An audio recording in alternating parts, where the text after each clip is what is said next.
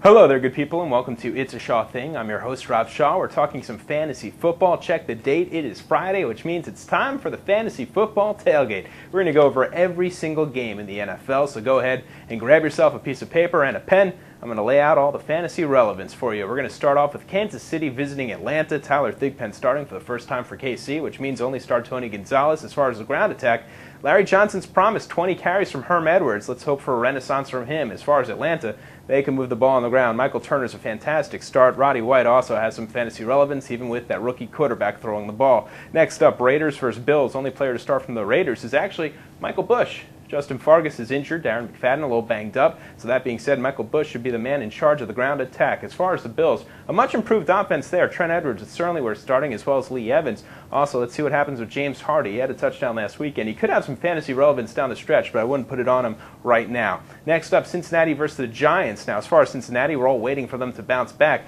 Don't expect it to happen this weekend, though. The Giants have put pressure on Palmer, which means it's going to be tough for him to get the deep options, such as Chad Johnson and T.J. Houshmandzadeh. Chris Perry on the ground, though, has been very good. He is worth considering. All right, for the Giants, the big three. You're going to have Eli Manning out there, Brandon Jacobs, and Plaxico Burress. Next up, Miami against New England. Do not start anyone from Miami, especially with that split backfield. As far as New England, well, their backfield's pretty open right now for Sammy Morris. You got Lawrence Maroney, who's currently banged up, as well as Lamont Jordan. So Morris should be the big threat there on the ground. As far as the deep threats on the team, such as Randy Moss, they'll find ways to get him involved. Of course, start him. Wes Welker had a nice weekend this past weekend, so he should be good once again. That being said, looks like Matt Castle has some guys to throw the ball to. Expect him to also have a good day against Miami. All right, next up, Houston versus Tennessee. I like Houston, but this is a tough matchup for them. I certainly would start Matt Schaub if you're desperate. Andre Johnson's a must-start every single week. As far as that ground attack, it's in disarray right now. Don't worry about any of them. Let's see how Steve Slayton handles his second game. As far as Tennessee goes, because of the fact Kerry Collins is now throwing the ball around, just engaged wide receiver has some fantasy relevance. Also, would certainly start Chris Johnson. He clearly is the better option between him and Lendell White. All right, Tampa Bay against Chicago. Two good defenses going against each other here.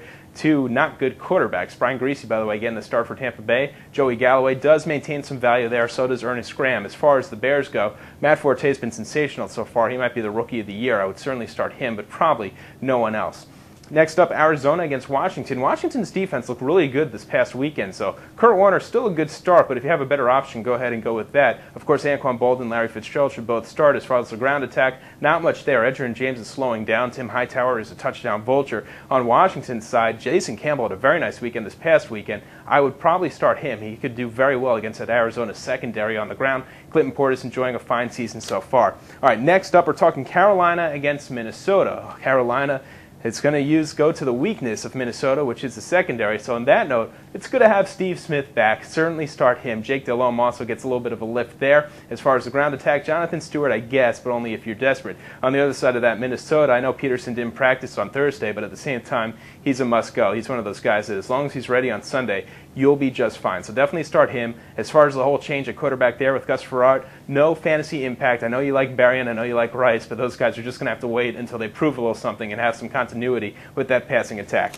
All right, talking about passing attack, how about this one? New Orleans going against Denver, two of the best quarterbacks in the NFL going at it. Drew Brees should have big numbers, even with Marcus Colston out. I mean, look at what Phillip Rivers did this past weekend against Denver. So that being said, expect big numbers from him. Reggie Bush is the best playmaker there. Even if he doesn't run the ball that much, he could get the ball as a receiver. So definitely have Reggie Bush ready to go. He is definitely worth starting. David Patton also, maybe not a bad option. As far as Denver goes, Jay Cutler's unbelievable. Start him. Eddie Royal still has some value, had a nice finish this past weekend's game, and Brandon Marshall was a fantasy MVP. Surprising, believe it or not, but Denver doesn't have the best running back since it's a split backfield with Andre Hall and Selvin Young. He might not want to start either one of them. All right, next up, Detroit against San Francisco. Again, let's go to the air here. Detroit has John Kitna throwing the ball to Calvin Johnson, who is going to end up being a top 5 wide receiver this year. He's already surpassed Roy Williams on his very own team. Kevin Smith so far struggling with the ground attack. As far as San Francisco, J.T. O'Sullivan played for Detroit. Mike Martz was the offensive coordinator last year. Now he's with San Francisco as well. That being said, they probably know a little something about the Detroit defense, so expect huge numbers. Look at what happened last weekend with Aaron Rodgers. So J.T. O'Sullivan should certainly start this weekend, as should Brian Johnson. And if you want, Ike Bruce is not a bad option. Frank Gore, of course, is a must-start every week. St. Louis against Seattle, two teams trying to bounce back. Seattle's defense isn't that bad, though, so watch out for that, even though I do think Steven Jackson is a fine start this weekend. Mark Bolger, Torrey Holt, if you need to, you can put them out there. Holt, I'd start quicker than I would as far as Bolger goes. Next up for Seattle, there's only one guy healthy. Basically, just put Julius Jones out there. Everyone else, let's just wait until Bobby Ingram and Deion Branch get healthy and return, and even Corn Robinson, give him some time before you put him out on your fantasy team.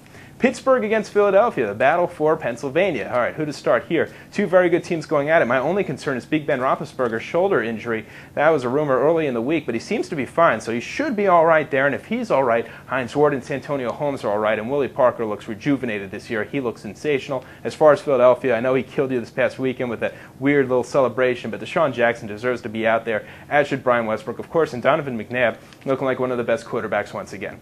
All right, now let's talk Cleveland versus Baltimore. Cleveland returning to Baltimore, or I guess Jamal Lewis returning to Baltimore, so he's got a little something to get excited about. Perhaps he'll finally break free of his slump this season. Also, Derek Anderson really slumping. You can say the same about Braylon Edwards and Kellen Winslow. Hopefully they all get on track, but keep in mind what happened the last time the Ravens played a team like that. It was against the Cincinnati Bengals, and they pretty much dominated with their defense, so I'm a little concerned about Cleveland in this game. As far as Baltimore, Willis McGahee returns, which limits the value of him and Ray Rice. They have a rookie quarterback, not the best receivers. I probably wouldn't start anyone on that side of the ball. All right, next up, Jacksonville versus Indianapolis. The fact that Bob Sanders is injured means Maurice Jones-Drew, the big playmaker, should get the ball plenty, and he should run up the middle and run free without a big-time safety there. Maurice Jones-Drew should bounce back. I would start him. David Garrard, if you're desperate, you could start him. You could also start against Matt Jones if you really are desperate. As far as Indianapolis, Peyton Manning's an obvious one. I'll tell you about Marvin Harrison. He's kind of gone down. Anthony Gonzalez has now surpassed him as a lead receiver. I would go with him and Reggie Wayne as well. Those are two guys I would certainly start over Harrison. And we're just waiting for Joseph Adai to show up. It could be any week now. You could roll the dice and see if he returns this week. I think there's a good chance of it. All right, next up, Dallas versus Green Bay. High-scoring game. I think that's what's going to happen here. Tony Romo should be fine. Owens should be fine. Barber should be fine. Witten should be fine. Start the usual cast there. For Green Bay, this Rodgers kid looks pretty legit, and we saw what Donovan McNabb did against the Dallas Cowboys earlier last week. So that being said, I think there's a good chance you're going to find some good production from him. As far as the Jets in San Diego, the Jets, Brett Favre, hey, look what Jay Cutler did to San Diego. I don't see any reason why the old veteran can't do that. Jericho Cotchery then becomes a good start. Thomas Jones should be a good start every single week. As far as San Diego, I know we're just waiting for LT. It's tough to bench him unless if you have a great option to place in front of him. He should be out there for your team. Darren Sproles had a good weekend this past weekend, but he has to prove to be consistent, so I'd bench him. I would start Chambers. He looks great so far. Phillip Rivers looks fantastic so far. Antonio Gates, one of the elite tight ends in the league. Well, my friends, I hope it did it for you. That's all I'm going to offer for our Fantasy Football Tailgate. Hope you enjoy the weekend. Best of luck. I'll see you right back here on Monday at opensports.com. So you think you can tackle a pro? There's only one way to find out. Click on Fantasy at opensports.com.